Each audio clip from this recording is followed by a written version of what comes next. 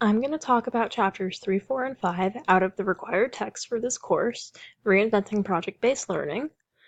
So we're going to start with chapter 3, Imagining the Possibilities.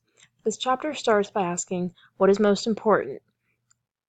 The answer to this is the core concepts and ideas within a subject. Obviously, these will be different for each subject, and these components can be handled differently between textbooks and the projects that the teacher designs. In a textbook, what's important has already been decided for you by the author and the publisher, so it kind of gives expected results, but projects can be more flexible and more engaging for the students. Then it's asked, what are the big ideas? So to find the big ideas, you should identify the subject standards and the Common Core standards and kind of put these two together to make sure that you address everything. And you also need to have a reason why these concepts are important. And real-world applications should also be considered. This will generate projects that are interdisciplinary, so not just focusing on biology or not just focusing on chemistry, but instead working with both of them so that they mirror the real world more. And projects should also present new learning opportunities. They should also consider rigor and digital age skills. So the content is not the only component of a project, but aside from the content, skills and attitudes should also be worked on with a project. Ways that rigor can be included is by considering Bloom's taxonomy of education objectives, which you should focus on the higher order categories, such as analyze, evaluate, and create. These will help them to develop their skills more.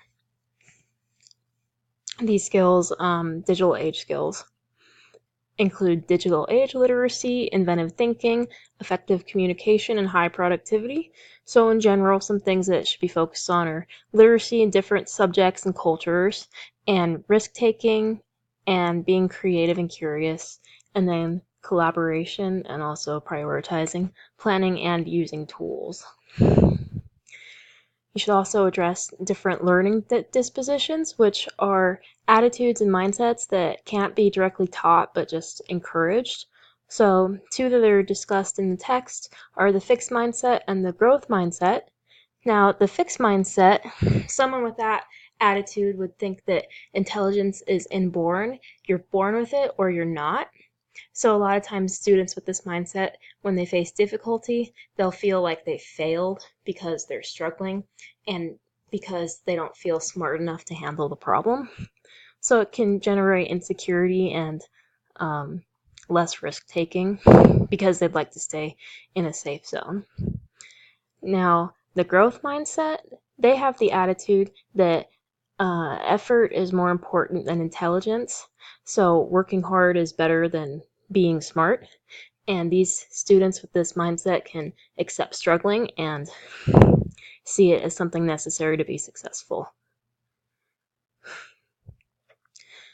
Projects should also keep the students in mind. So projects should have passion. They should spark the students' interest.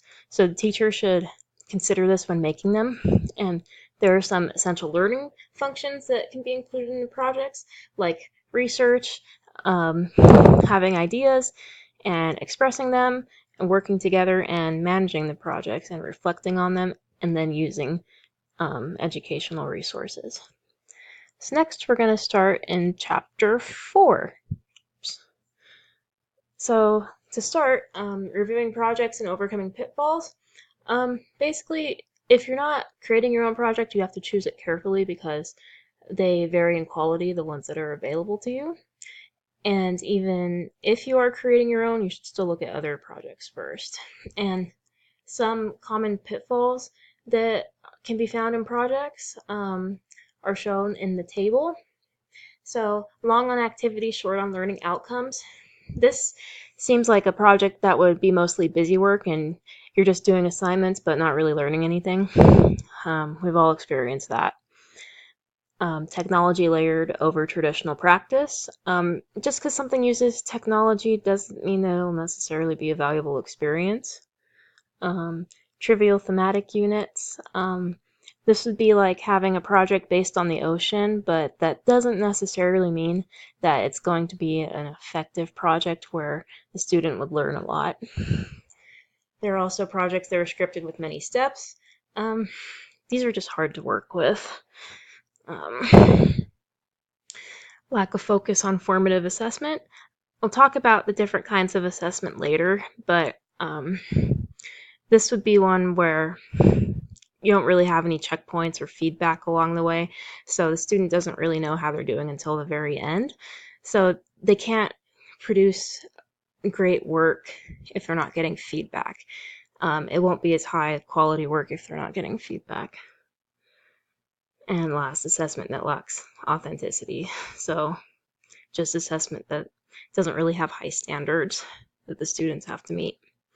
And keep in mind that projects can always be altered to improve the quality. So if you find a project and it has one of these pitfalls, you can always work with it to get rid of that pitfall so that it's better for the students.